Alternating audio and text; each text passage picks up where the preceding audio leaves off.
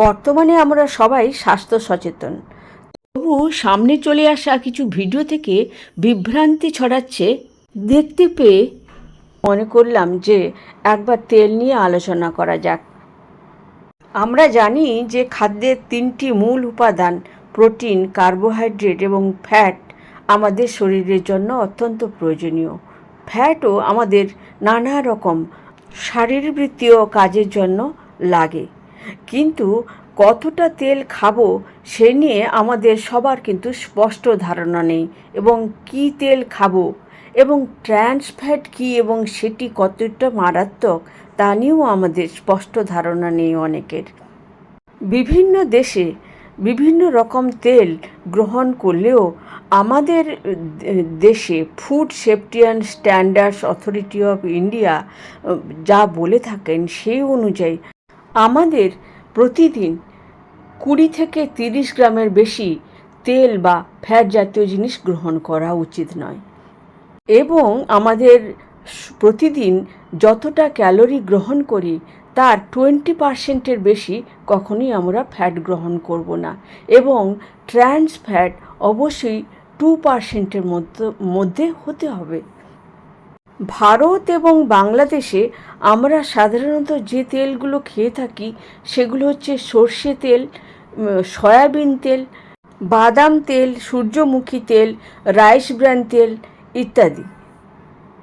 এছাড়া আমরা ঘি খেয়ে থাকি, নারকেল তেল খেয়ে থাকি এবং অলিভ অয়েল, যেটি আমাদের স্বাস্থ্যের জন্য ভালো হলেও আমাদের অতটা খাওয়া সম্ভব নয়, এবং উচ্চ তাপে এটি ভারতীয় এবং বাংলাদেশের রান্নার জন্য অনুকূল নয় বা প্রশস্ত নয়।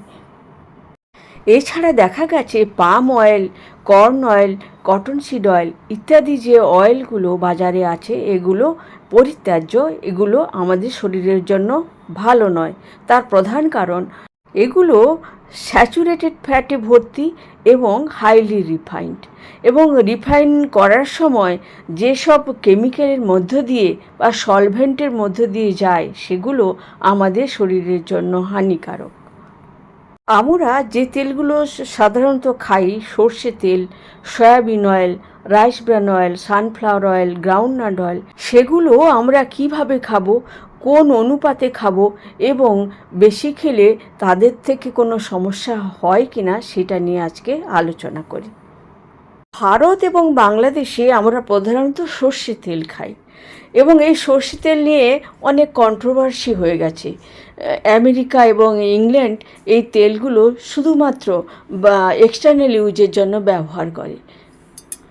তার কারণ এর মধ্যে থাকা এরুসিক অ্যাসিড, যেটি বেশ পর্যাপ্ত পরিমাণে এর মধ্যে আছে, এবং সেটি নাকি আমাদের হার্টের স্বাস্থ্যের জন্য ভালো নয় এবং ওভারঅল স্বাস্থ্যের জন্য ভালো নয়। কিন্তু পরবর্তীকালে আরও গবেষণা করে দেখা গেছে যে এই এরুসিক অ্যাসিড মানুষের উপর কোনো গবেষণা করা হয়নি, রোডেন্ট বা ইঁদুরের উপরে গবেষণা করে দেখা গেছে যে হ্যাঁ, ওদের শরীরে প্রভাব ফেললেও মানুষের উপর তেমন কোনো প্রভাব ফেলেনি বা পরীক্ষাও হয়নি ঠিকমতো। কিন্তু এই সর্ষে তেলের মধ্যে saturated fat, mono unsaturated fat এবং পলি আনস্যাচুরেটেড ফ্যাটের একটা ভারসাম্য রয়েছে।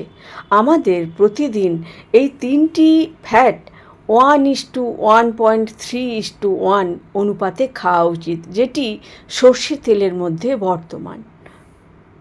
তবে আমাদের সচেতন থাকতে হবে যে আমরা কোল্ড প্রেসড কাচ্চি ঘানি সর্ষের তেল খেলে আমাদের এই যে ওর গুণগুলো, উপাদানগুলো আমরা ঠিকমতো শরীরে গ্রহণ করতে পারবো।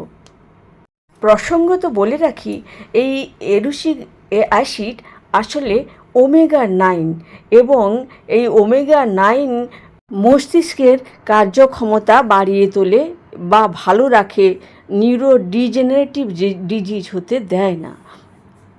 সুতরাং সর্ষে তেল বা রেপসিড অয়েল আমাদের শরীরের জন্য, আমাদের রান্নার জন্য অত্যন্ত ভালো। তবে সর্ষে তেলের সঙ্গে বা রেপসিড অয়েলের সঙ্গে আমরা soybean oil, rice bran oil, groundnut oil, sunflower oil মিলিয়ে যদি খাই তাহলে আমাদের স্বাস্থ্য ভালো থাকবে।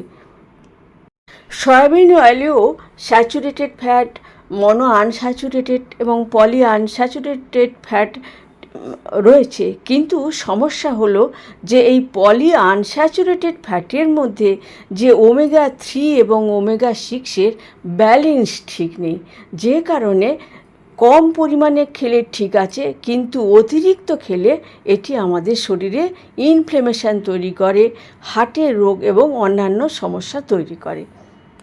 সেই জন্য সয়াবিন অয়েল আমাদের রেস্ট্রিক্টেড হতে খাওয়া উচিত, কম খাওয়া উচিত, এবং অবশ্যই আমরা চেষ্টা করব কোল্ড প্রেসড সয়াবিন অয়েল খেতে। রাইস ব্র্যান অয়েল চাল থেকেই তৈরি হয়, চালের উপরের এবং তুষের মাঝখানে যে লাল অংশটা সেখান থেকেই তৈরি হয় রাইস ব্র্যান অয়েল, এবং এর মধ্যে গামা অরিজিনাল আছে, সেটি আমাদের হার্ট হেলথ ভালো রাখতে সাহায্য করে। সেই জন্য রাইস ব্র্যান অয়েল খাওয়া অত্যন্ত ভালো, এবং আগে যেমন রিফাইন্ড হতো এখন এটি আমরা কিন্তু cold pressed rice bran oil বাজারে অ্যাভেলেবেল। ঘি কিন্তু স্যাচুরেটেড ফ্যাটে ভর্তি, কিন্তু এর মধ্যে ভিটামিন এ, সি, কে, ই ইত্যাদি, ডি ইত্যাদি অত্যন্ত গুরুত্বপূর্ণ ভিটামিনসগুলো রয়েছে, এবং এটি আমাদের বিপাকীয় প্রক্রিয়ায় সাহায্য করে। সেই জন্য আমরা খাঁটি ঘি, বিশেষ করে A2 বিলোনা ঘি প্রতিদিন 5 গ্রাম করে খাওয়ার চেষ্টা করব, তাহলে আমাদের শরীর ভালো থাকবে। আমরা প্রতিদিন 5 গ্রাম নারকেল তেল খেতে পারি। নারকেল তেলও স্যাচুরেটেড ফ্যাটে ভর্তি, কিন্তু তা সত্ত্বেও এর মধ্যে MCT বা মিড চেন ট্রাইগ্লিসারাইড রয়েছে, যেটি আমাদের বিপাকীয় প্রক্রিয়া বাড়িয়ে দেয়। এই ফ্যাটটা আমাদের শরীরে জমা হয় না, এটি সোজাসুজি শক্তিতে রূপান্তরিত হয় লিভারে গিয়ে এবং কাজ করতে শুরু করে ও এনার্জি উৎপাদনে সাহায্য করে, শরীরে অ্যাকুমুলেটেড হয় না। সেই জন্য এই স্যাচুরেটেড বা সম্পৃক্ত তেলে ভর্তি তেলটি আমরা অবশ্যই 5 গ্রাম করে গ্রহণ করার চেষ্টা করব। এর সঙ্গে অবশ্যই আমরা সানফ্লাওয়ার অয়েল, গ্রাউন্ডনাট অয়েলও মিলেমিশে খেতে পারি, তাহলে আমাদের LDL কোলেস্টেরল এবং ট্রাইগ্লিসারাইড নিয়ন্ত্রণে থাকবে, এবং মনো আনস্যাচুরেটেড ফ্যাটি অ্যাসিডে ভর্তি এই এক্সট্রা ভার্জিন অলিভ অয়েল যদি আমরা 5 ml করে খেতে পারি, তাহলে কিন্তু আমাদের শরীরের জন্য খুবই ভালো। স্যালাড ড্রেসিং বা শটে করে যদি আমরা খাই তাহলে কিন্তু এটি ভালো, কারণ উচ্চ তাপে এটি বিনষ্ট হয়ে যায়। পাম তেল, corn oil, cotton seed oil, এই অয়েলগুলো যেমন রিফাইন্ড সেই জন্য খাবো না, তেমনি এগুলো স্যাচুরেটেড ফ্যাটি অ্যাসিডে ভর্তি, সেইগুলো বর্জনীয়, আমাদের শরীরের জন্য ভালো নয়। তেমনি লিনোলেইক অ্যাসিড থাকা সত্ত্বেও ওমেগা 6 বেশি পরিমাণে থাকায় সয়াবিন অয়েল, সানফ্লাওয়ার অয়েল আমরা রেস্ট্রিক্টেড ওয়েতে খাবো। তেমনি আমরা খাবো ট্রান্স ফ্যাট যেগুলো, সেগুলো অত্যন্ত বিবেচনার সঙ্গে, কারণ ট্রান্স ফ্যাটই আমাদের শরীরে সব থেকে বেশি ক্ষতি করে। ট্রান্স ফ্যাট বা ফ্যাটি অ্যাসিড সেটি স্যাচুরেটেড ফ্যাটি অ্যাসিডের অন্তর্গত, এবং কিছু সামান্য পরিমাণে মাংসতে, দুধে পাওয়া গেল, বেশিরভাগটাই কিন্তু আমাদের আর্টিফিশিয়ালি তৈরি করা হয়। এই নানা রকম, এই যে দেখছেন biscuit, bread, patties, pastry, cake, এগুলোতে, এবং রাস্তার তেলে ভাজা, যেগুলো বারবার একই তেলে এবং উচ্চ তাপে ভাজা হয়, সেগুলো থেকে ট্রান্স ফ্যাট তৈরি হয়। বিস্কিট, পেস্ট্রি, কেক ইত্যাদির মধ্যে তেলগুলোকে, সাধারণ তেলগুলোকে হাইড্রোজেনেশনের মাধ্যমে সলিডিফাই করা হয়। এই সলিডিফিকেশনের সময় ট্রান্স ফ্যাট তৈরি হয়, যেগুলো আমাদের এলডিএল কোলেস্টেরল শুধু বাড়ায় না, আমাদের ট্রাইগ্লিসারাইড শুধু বাড়ায় না, এটি আমাদের এইচডিএল কমায় এবং হার্টের স্বাস্থ্য ঝুঁকি সবথেকে বেশি এই ট্রান্স ফ্যাট থেকেই আসে। শুধু তাই নয়, ব্রেন ফাংশন এবং শরীরের যাবতীয় শারীরবৃত্তীয় প্রক্রিয়ায় এই ট্রান্স ফ্যাট কিন্তু বিপজ্জনক। আমরা প্রতিদিনের 20 গ্রাম তেলের সঙ্গে সঙ্গে যদি আমরা মাছ, বিশেষ করে সামুদ্রিক মাছ খেতে পারি বা ওমেগা 3 যুক্ত অয়েল খেতে পারি এবং ওয়ালনাট, আমন্ড ইত্যাদি এবং ফ্ল্যাক্সসিড ইত্যাদি যদি খাই, তাহলে আমাদের এইচডিএল বাড়বে এবং আমাদের শরীর সুস্থ থাকবে। এর সঙ্গে এক্সারসাইজ ও আমাদের এইচডিএলের মাত্রা বাড়িয়ে দেয়। আশা করি আপনারা এই আলোচনা থেকে উপকৃত হয়েছেন এবং মতামত জানাতে ভুলবেন না।